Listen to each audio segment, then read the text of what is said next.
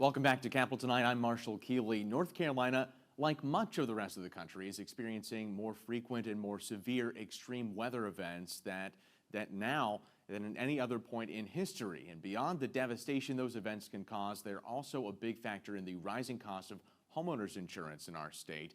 Now there's a new effort in Congress to take a look at that situation and figure out how to keep costs reasonable while maintaining coverage. U.S. Senator from Rhode Island, Sheldon Whitehouse, is one of the driving forces behind that effort, and he joins us now for more. Senator Whitehouse, thank you for joining us tonight. Nice to be with you, Marshall. Thanks for having me.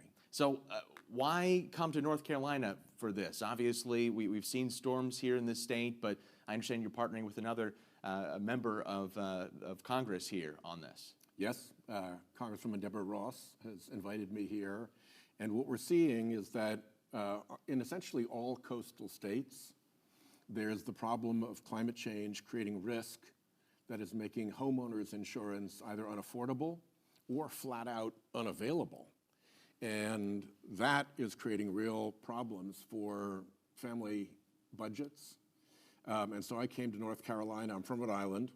So we have the rain bursts that flood our rivers, as you've had in western North Carolina. And we have a coast, like you have, where you're seeing your buildings falling into the sea under the pressure of storms and coastal erosion.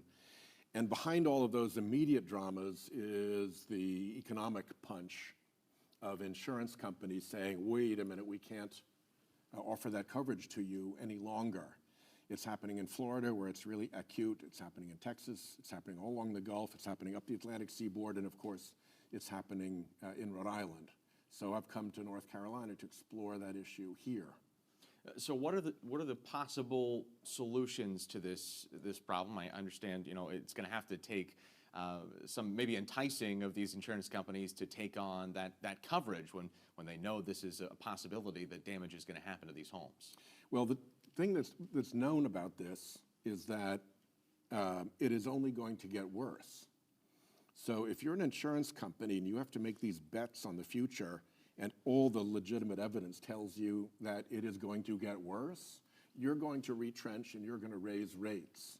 And that's not going to stop until we solve the original underlying problem of what is causing all this risk.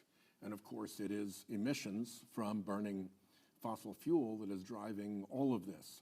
So I'm hoping that the fact that this is now hitting home at the family kitchen table when that homeowner's insurance bill comes in, or when that notice of non-renewal of your policy comes in, is going to revive our interest in solving this problem for once and for all, so that the curve then turns back towards insurability.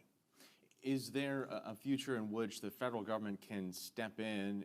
We talk about FEMA, we talk about other programming to help insure people's homes, or make sure that in the event of a disaster, they're going to be covered or taken care of. The problem is that the scale of the risk is so great that when multi-billion-dollar insurance companies can't take that risk any longer, it's hard to expect the federal government to.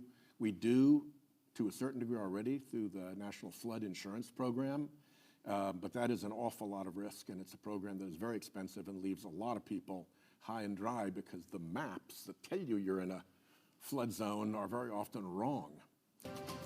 Welcome back to Capital Tonight. I'm Marshall Keeley. Tonight we're hearing from U.S. Senator from Rhode Island, Sheldon Whitehouse, about a new initiative on extreme weather and the increase in homeowners insurance costs, resolving, I should say there. That's going to be an issue that, as you say, is going to take a lot of, be front and center here. Yeah, it's going to get worse, especially it rolls on from being your insurance problem to being your mortgage problem. And if you can't get a mortgage on your property any longer, or the buyer can't, then it becomes a property values problem. So we're at the beginning of, I think, a very significant economic trouble for American families. And my argument is that the best way to solve this is right at the cause, which is let's do clean energy instead. What are some of those options when we talk about clean energy, specifically in your state of Rhode Island and here in North Carolina, that you'd like to see implemented? Well, Rhode Island, we're building offshore wind. There was a stop work order issued briefly by the Trump administration, but that was overturned in court. So the men and women who are working those very well-paying jobs are back out at work work again, or at least they took a few days off while the big storm, the big nor'easter that hit you guys a day or so ago, came through our area, but they're back at work, and that is probably the biggest contribution we can make to solving the problem, because Rhode Island doesn't have a whole lot of geography, but we've got a pretty big footprint in Narragansett Bay and in the Rhode Island Sound. What will it take, you think, to encourage the public to maybe consider green energy for the first time? Obviously, some of these things, you talk about solar panels, you talk about other implementation here, there can be a cost barrier there as well. Well, there can be when you're putting something on your own roof, because you have to pay for the capital investment up front and then you earn your money back over time. But if, for instance, your electric utility is adding clean energy to the grid, almost inevitably that clean energy comes in at a lower cost than whatever fossil fuel facility is driving the price for the grid at that moment. So you can actually drive people's electric bills down by adding more solar, renewable, and battery to the grid. And conversely, when you're pulling that stuff off of the grid or making it harder for it to get onto the grid, you're driving electric utility bills up for regular consumers.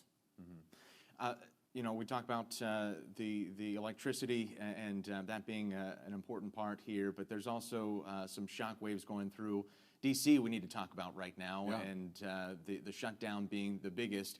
How do you see this being resolved, and can this last as long, could this last as long as the last shutdown? Well, the Republican Party controls both the House and the Senate, so they're the ones who are going to be deciding this. But what we've seen is a steady move from go away, we're not interested, to okay, we understand we're going to have to extend the Affordable Care credits for tens of millions of Americans, but we would like to do it after the shutdown is over rather than now while you have any leverage. So when the conversation has moved from like what needs to be done to when that thing that needs to be done should be done, I think it's a sign that they're getting closer. And you have real firebrand Republican voices within that party saying, hey, come on, you guys, this is just dumb. These are our constituents. They're going to be hurt badly. Let's just solve this and move on. So unfortunately, we have to be patient while the party as a whole comes to the realization that we're actually asking them to do what's in their best interest all along and the best interest of their constituents all along. But again, without controlling either body, that determination remains with President Trump and the Republicans. Senator Sheldon Whitehouse from Rhode Island, thank you so much for joining us tonight. Good to be with you. And that's going to do it for tonight. As always, if it's on Jones Street or Main Street, you'll find it right here on Capitol Tonight. Thanks for watching. We'll be right back tomorrow night.